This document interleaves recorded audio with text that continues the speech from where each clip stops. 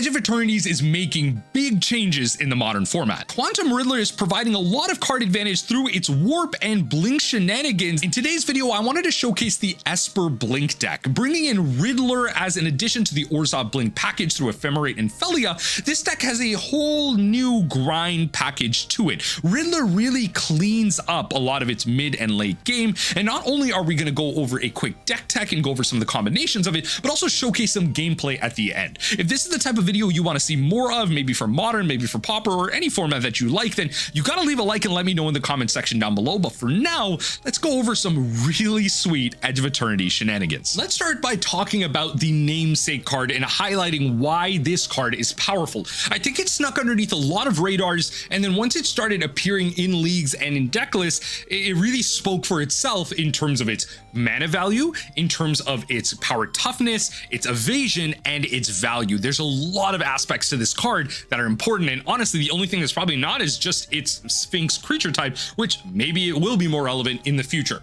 Quantum Riddler is blue and 3, 5 mana for a 4/6 creature Sphinx with flying that says when it enters, draw a card. It also has a warp ability, which is a new mechanic from Edge of Eternities, and I want to highlight that before going into the rest of the card. So warp is very similar, without kind of explaining it first, is very similar to evoke out of Muldrifter, something like Solitude or Grief, which is banned in Modern and Legacy. Essentially an immediate effect, a way for you to get a reduced cost on a card for an immediate effect or it enters the battlefield. Famously, Muldrifter coming in for 3 allows you to, at divination's cost, draw you 2 cards. Now, similar to warp allows you to pay a reduced cost to play a creature. The key part to warp versus evoke and their differences is the fact that when it comes to evoke, you sacrifice the creature immediately. So you have 2 effects that go off. When it comes to warp, you don't sacrifice it immediately. It actually stays around on the battlefield. If you were to play a card with warp, it actually stays on the battlefield on your main phase, goes through combat, and sticks around on your second main. So there's a lot of time for you to interact with a card like Warp. Whereas with something like Muldrifter and famously, you know, something like currently Solitude or Grief, you have to do so at instant speed. So specifically with something like Grief, in Legacy, or what it used to be before it was banned, you could have it enter the graveyard and reanimate it. Similarly in Modern, you may play something like Malakir Rebirth and make it so the next time that creature dies, you have it re-enter. So you have to have instant speed ways to interact with cards like Evoke. Now, Warp allows you to do so at sorcery speed along with instant speed. It gives you more windows of opportunity to blink the creature, because when you warp a creature at reduced cost, it actually goes back into exile and allows it to be cast at a later turn for its full cost. So Quantum Riddler, you can warp in for 2 and then cast on a later turn for 5. There's a lot of value to be had out of something like this. So you can then, unlike Muldrifter, you can Phelia to blink the Quantum Riddler in an Orzhov mid-range deck, whereas if it was Muldrifter, you would only be able to Ephemerate it, because you need to be able to do so at instant speed. You need more windows of interaction. When it comes to Quantum Riddler in terms of value, enters and it draws a card, so immediately replaces itself. The key is that second line of text, that bulk of text. As long as you have 1 or fewer cards in hand, you would draw, if you would draw 1 or more cards, you would draw that many cards plus 1. So at the end of your opponent's turn, or at the end of your turn, when you warp this in, if you cast an Ephemerate on this thing and you blink it, if you then would draw a card and you have 1 card or you have 0 cards in hand, you draw 2. You could do that when it warps in, you could do that when you blink it, and notably, even on your draw step, if you have 1 card on your draw step, 0 cards on your draw step, if you have 0 cards and you top deck this as the only card, you will draw 2 cards when it enters. The key to Quantum Riddler being powerful is it gives Orzhov midrange a very powerful late game engine to be able to recuperate and get back into the game. Something that Overlord of the Balemurk was already doing through its recursion in the graveyard, now you have a way to quote unquote dodge that hate. You have a way to get around that and have an additional package that acts as a really relevant threat in the air. Speaking of it from a threat package, it's a 4/6 in the air. A lot of things can't tangle with this, not even on the ground, but let alone in the air. A Psychic Frog needs a couple of resources to even beat this, and a Murktide region is probably the best threat that does so. But an 8/8 Murktide it's pretty commanding against 90% of the format. So Quantum Riddler would have to overcome a lot to even beat something like a Murktide. Again, as a flying threat, it's at the tippy top as a 2-mana delve creature. When it comes to Quantum Riddler though, being a 4/6 flyer is great in terms of evasion in the air, but if you can't beat it on the ground, your opponents are going to look to try and beat this with interaction. That's where its 5 converted mana cost and its 6 toughness but is really important, because we can take a look at the most common removal spells in the modern format and see that this card's actually really hard to interact with. Think of a card like Fatal Push, black stalwart removal spell. Yes, this will die to Doomblade. Very few people are playing Doomblade variants. You are generally playing Fatal Push. This card being cast on 2 is not going to be able to be Fatal Push. It is 5 converted mana cost. Revolt does not get it up there. Then you have something like Prismatic Ending, which, yes, Prismatic Ending can technically get rid of Riddler. The chances of you paying 5 total mana into Prismatic Ending, 1 red, 1 blue, 1 black, 1 green, and 1 white, to destroy the Riddler is very low, especially in an Orzhov Blink package where you're going to be spending your Prismatic Endings and your time on some of the other pieces, like a 3/3 Phelia, a 4/4, a 5/5 Phelia that's in blinking out an entire board, a 3/1 flyer, you know, in the 3/1 blink creature with flying. If you're not spending time on removing those cards, they're going to swarm over the board, and it's not just going to be Riddler as your main problem. One card that I didn't mention in this list before I go to the next one is the red removal spell Out of Energy. 1 red, gain 3 energy, pay an amount of energy, and you deal damage to a creature or planeswalker equal to the amount of energy paid. And so yes, as you develop more energy through a prismatic, through a static prison, I should say, through something like a, the 1 mana Soul Sisters and everything, as you develop more energy, it's going to be able to deal with it. But similar to Prismatic Ending, unlike when that card is available for something like a Primeval Titan, you have a vast swath of other creatures that you're generally looking to deal with, where to the point where you likely don't have the energy to be able to deal with just a Quantum Riddler. You need to, again, deal with the Phelia, deal with the 3/1, deal with a Solitude that's just about to be Flicker, deal with an Emperor of Bones, all that stuff. You have so many other creatures that are relevant in this matchup that your removal spells all can't be committed to the Riddler. So the next one is going to be Tribal Flames, very relevant in the Domain Zoo matchup that's been rising in popularity over time in the past couple of months. Tribal Flames can deal a max of 5 damage. 2 mana 5, and especially in a matchup like this where, yeah, you might get in a swing in with a Solitude, you might Solitude your own Overlord of the Balemurk. If it's a 5/5 creature, you might have gained some amount of life where Tribal Flames is not lethal to life, so they might look to Tribal Flames your creatures. Quantum Riddler dodges that, having 6 toughness. Finally, Dismember is very relevant as well. Obviously, if you're in mono black, you could go 1 black and make it so the Quantum Riddler has -5/-5 to where that 4 damage isn't coming at you in the air. But the Dismember doesn't destroy or honestly kill the Quantum Riddler at all with 6 toughness. In most decks that are playing Dismember, you are playing it because you don't have option generally at 1 for a better removal spell for the matchups where you need to get rid of early threats. Dismember is really powerful that way. It's not going to be around to get rid of a Quantum Riddler that gets warped in. A lot of value to be had, and so these type of spells are going to be pointed at your other creatures, while your Quantum Riddler sometimes can just stick around and draw you extra cards and draw you into redundant copies of the cards that Dismember has been removing.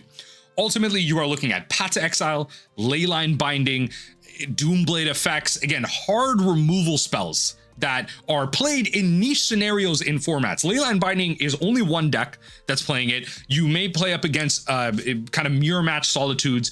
Doomblade variants are very few and far in between. Again, a lot of Dimir decks aren't even running them. They're running threat packages and counter spells. Modern Mill is like the only deck I can think of that generally runs like 1 to 2 copies of a Doomblade variant somewhere in its 75.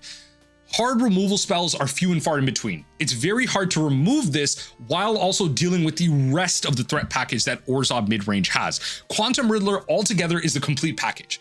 Gives you an extended window as a great blink target, is a early game value engine, replaces itself, and is a late game value engine. Great threat in the air. Riddler does it all. And that's why in the modern metagame, it really just shines in the Orzhov Blink decks. Right now, we're in the early days.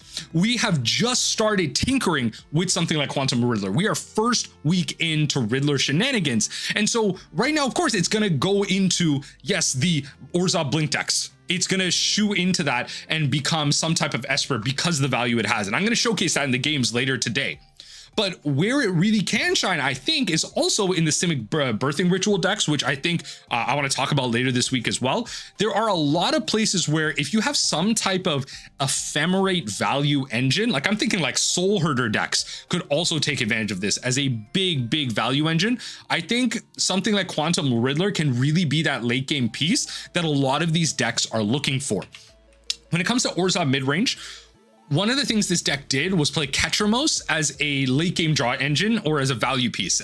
Sometimes with Relic of Progenitus, you can pay 2 mana and a bunch of life to just draw like 3-4 cards all in one burst. And then Ketramos can swing in with lifelink once you have enough cards exiled to gain that life back. What you then do is in this package where you have Emperor of Bones as your reanimation target, Phelia and Ephemerate as your blink targets. Flickerwisp I will still consider as a blink target, but can actually be offensively used for some shenanigans. So I don't want to just clue that off, although Phelia can remove like blockers as well. Witch Enchanter, which can be flickered in between being a land and a creature if you have a Phelia out, and then Overlord of the Balemurk for recursion, Solitude as well for some interaction. This package has a lot of things going on when it comes to blinking ETBs working at instant speed. The problem with this is that it's an engine deck.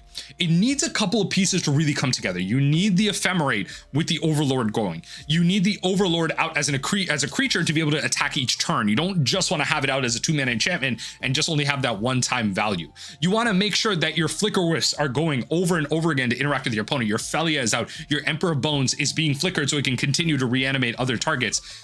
You want to make sure that your pieces are really working together. What Riddler does in Esper Blink is that it makes it so Quantum Riddler is your late game. It doesn't have to be Emperor of the Bones. It doesn't have to be the Overlord of the Balemurk.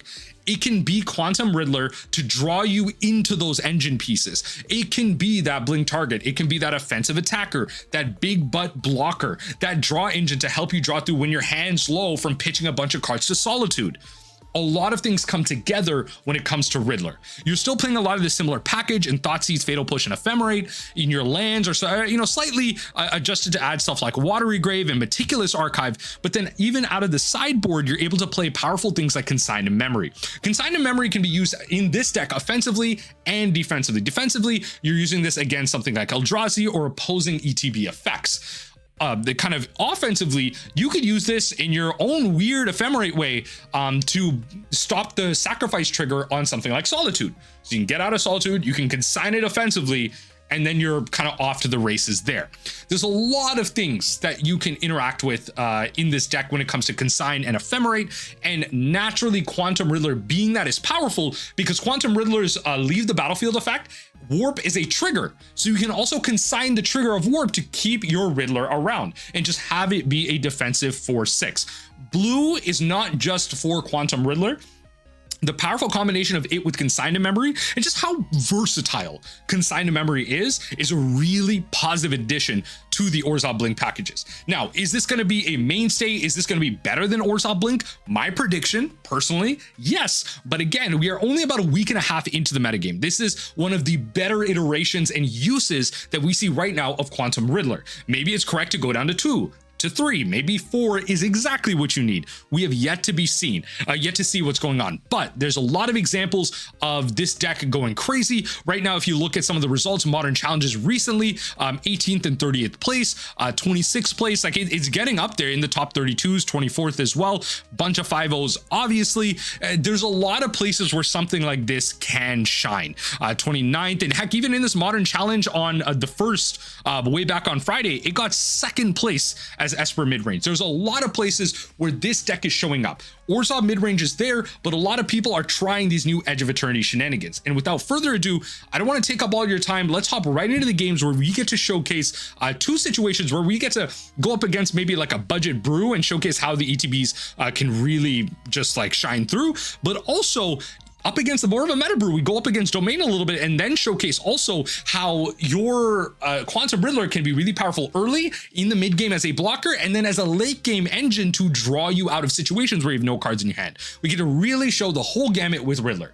Before we go into the games, let me know, as I mentioned earlier in this video, if this is the type of content you want to see. If you want to see an explainer of a deck, go over like a fun little synergy, and then maybe go over with some games to showcase what's going on. This is something that I obviously love to do with myself, just explore different strategies, but I'd love to kind of bring this to you as like a new style of content. I don't know if I'd call it a series, but it's something that I would love to do. If you would love to see it, let me know in the comment section down below what you want to see. I definitely want to be doing some Simic Birthing Ritual stuff. I'm really excited for that deck. So if you have some deck ideas that you really want me to highlight and showcase and introduce you to and maybe give you the general concepts of, I'd love to do so. Let's hop right into the games and really showcase some Quantum Riddler. Going first with a hand like this, interesting.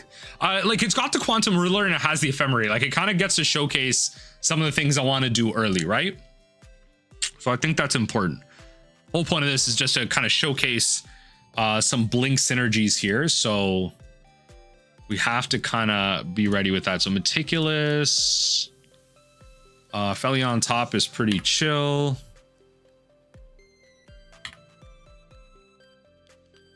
So in that case, we can play Marsh Flats and then pass from here. Like, we can flash in the Phelia, right? We can flash in the Phelia, then Quantum Riddler attack, flicker the Quantum Riddler.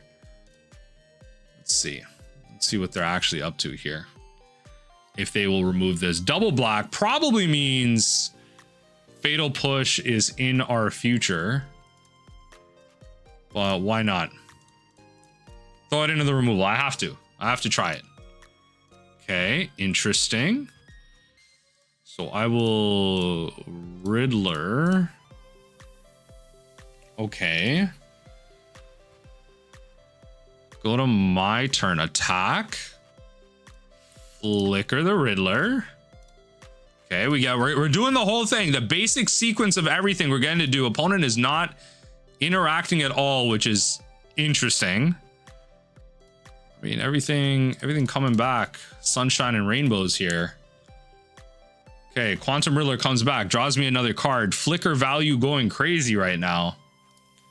Double black, no interaction. I don't know. I don't know what. Okay, 3 black, something, come on. This is wild. No Thoughtseize, no Inquisition. I'm not a Witch Enchanter you right now. What is this? Oh no, I'm bullying an opponent here, aren't I?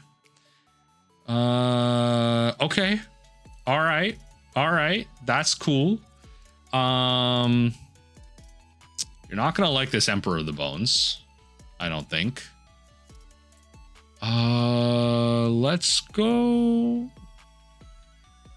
I think I'd rather just get in some damage with the Quantum based on what's going on.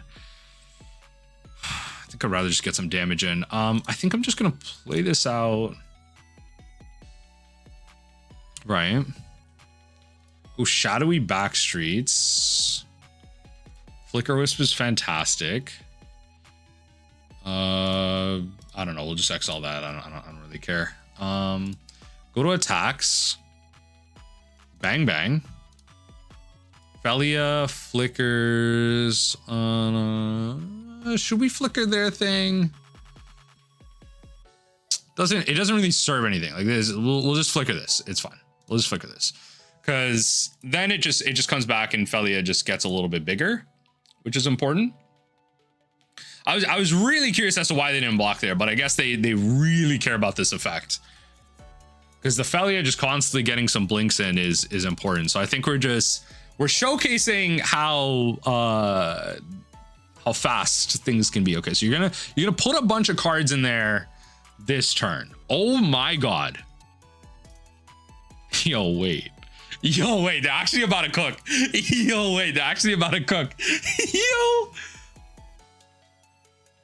so it is a nightmare. Oh my god, they're about to cook. I'm actually excited. Wait. Yo. Oh my god.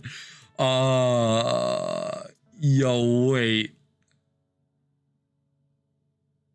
Oh my god, I actually love that. Okay. Okay.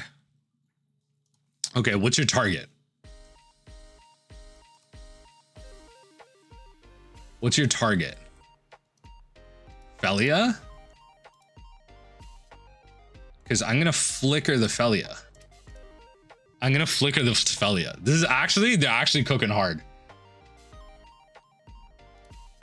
They're actually cooking hard here. I love this. They're actually cooking hard.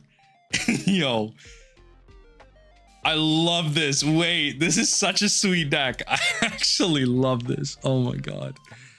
I love what they're doing. Okay, well, we are going to be taking everything until end of turn. It gains haste. Okay, enters target creature as long as you control Silumgar.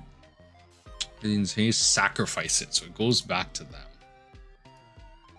Okay, but that was like this turn. So we can flicker.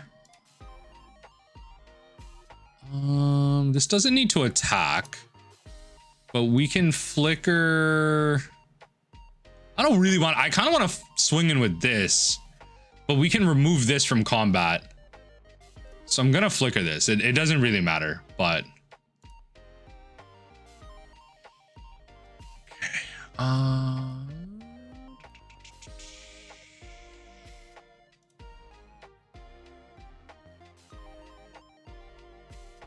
Okay, we're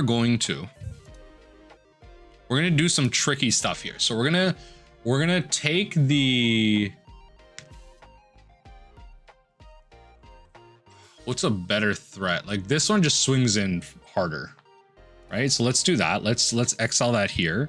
We shall adapt. 1 and 2. We shall adapt. And then we pretty much just have lethal here, right? Trigger brings that in. Take the Silumgar. We have lethal here. Go in for combat. Attack 1, 2, 3, 4. Attack. Phelia flickers this. Brings it back. Go in for a big combat, right? And then we have lethal. All right, now we're in boarding. Very interesting. All right, opponent just like concedes. We're in the play lobbies. Let's get like one more game in there. Let's get one more game. It was only like a quick 7-minute game. I think we got to show off the basics with like no resistance. Let's see if we can find an opponent that can give us some resistance. On the draw, this hand's like pretty good. We're gonna keep this. We're gonna keep this. Opponent says good luck, have fun. Hit him with the GLHF as well. Now, opponent's on a ooh, that's not good. That's not good. Our Solitude may not have too many targets if I see a Draco come out. Let's see. Oh, Ragavan. Okay, I'm kind of forced to. Okay, so we're gonna go Solitude. Pitch Solitude. I think we go Solitude, pitch Solitude, or do we go Solitude, pitch Phelia? Sign of Draco gives hexproof. The removal of that is not going to be as relevant. So let's go Solitude, pitch Solitude, and then we're gonna ephemerate this thing.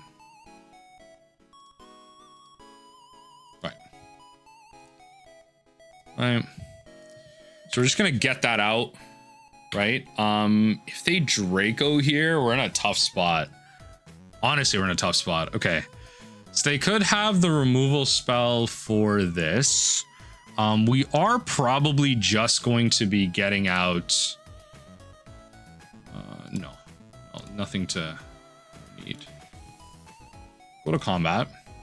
Attack. So we can get an engine going here, right? Like, and the lifelink does matter. It does matter against a deck like this.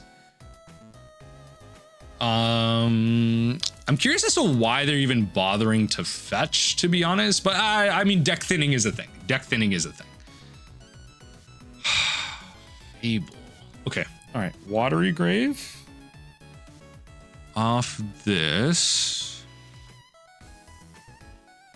We're gonna bring in Phelia, right? We're gonna flicker the Goblin Shaman token. Do we actually, or is it Flicker Riddler? No, I think it's Flicker Riddler. If I draw Ephemerate, then everything's solved. Okay, all right. Can't have it all. Can't have it all. Fair enough. We are gonna go in for. We're gonna do this first. See if we can find the Ephemerate. That's the key, right? See if we can find the Ephemerate. Right. This will probably incentivize a block. We'll go Polluted Delta here. We'll go in for combat. We'll attack. This will incentivize a block at least. We'll flicker the Riddler. I think like flickering the Riddler is important. Yeah, they'll hit the 3/2. That's fine. Interesting that they don't take the Phelia. I was kind of surprised, but okay. Quantum Riddler has your warp. That doesn't matter. This is going to enter. This is going to draw a card. Please. You can tell how much value we're getting off of this stuff. And it really does matter. The amount of value we're getting. Unfortunately, Phelia is legendary. We cannot have multiple Phelias going off with each other. But it does mean something. Wild Nakatal. Wild Nakatal. Okay. You have one card in hand. Fable flipping next turn. We're gonna, move to end step. Feel free to, I don't know, bolt the Phelia, I guess. If that's what you have. We're gonna grab Meticulous Archive or Shadowy Backstreet. Probably Shadowy Backstreet. We have our double blue should we need it. Double blue, double white. Leyline binding. That's annoying. Gonna hit the Riddler? Oh, fine. Fine. We are going to put that card on top. We are definitely going to be taking that. We are going to go to our turn. Nothing to Thoughtseize. So what we're going to do is we are going to Flickerwisp first.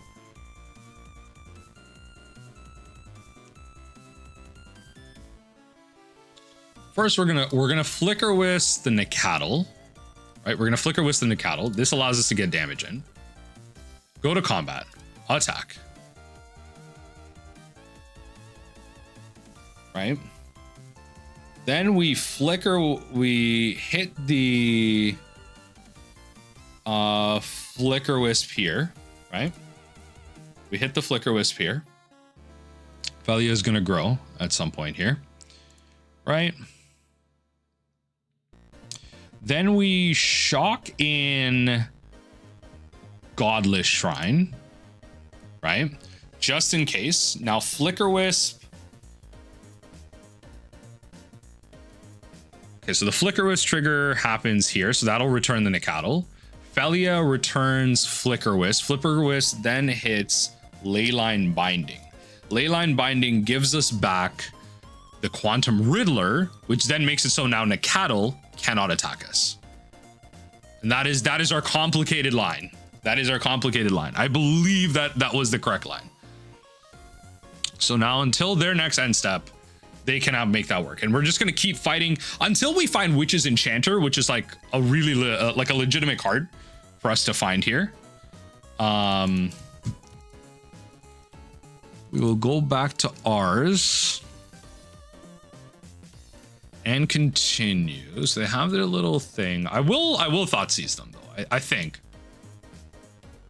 So Flickerwisp, your card back. You're gonna get back your thing. Yep. 4/6. Go back to ours. We go here. That's actually kind of nice. We will Thoughtseize you.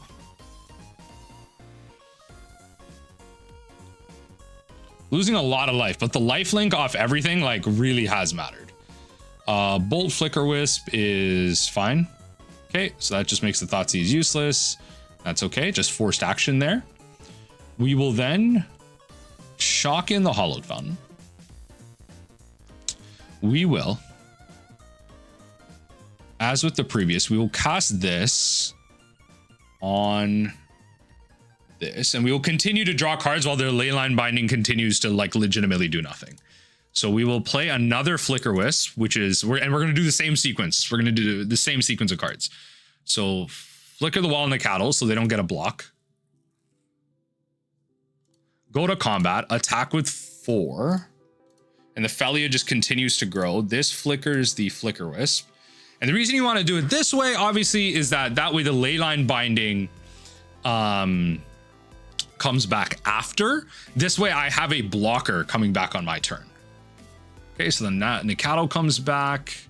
This will now hit the Leyline Binding. I will be able to get a draw out of this. This will just help me kind of dig through my deck. This is just like the amount of value I'm getting off of this. Like insane. And like, again, like look at the Riddler there. So if I was to draw 1 or more cards, if what is it? If I have 1 or fewer cards in hand, draw 1 or more cards. I just drew 2 cards. Crazy value. If I draw a Solitude, it's the value's insane. The value's insane. Now I'm going to be reanimating things. Oh my god. Now I'm going to be reanimating things. Like beginning of combat, I reanimate Solitude, right? Reanimate Solitude. Phelia triggers on attack. Flicker the Solitude. Bring that back. Like it's crazy. It's crazy what I'm going to be doing right now. I could even do that with their Flickerwisp. Yeah, no, it's just the value is endless. So even against a meta deck, you can start to see that. We're not going to bother with sideboards here. I apologize for the 1v1 opponent. I feel like I've showcased this enough, right? I don't need to go on to ultimately lose a 2 out of 3, but it really goes to show you the value that you can have with the Blink package. There's so many things that come together to have a great overall package, and at least we were able to showcase how powerful Quantum Riddler can be in terms of a mid-game engine against a card that our opponent clearly prioritizes, and we definitely prioritize getting over and over again, and how the different pieces we have can make sure we constantly have access to the Quantum Riddler, whether it be exiled, whether it be in the graveyard. Everything comes together. Esper Blink is such a powerhouse of a deck.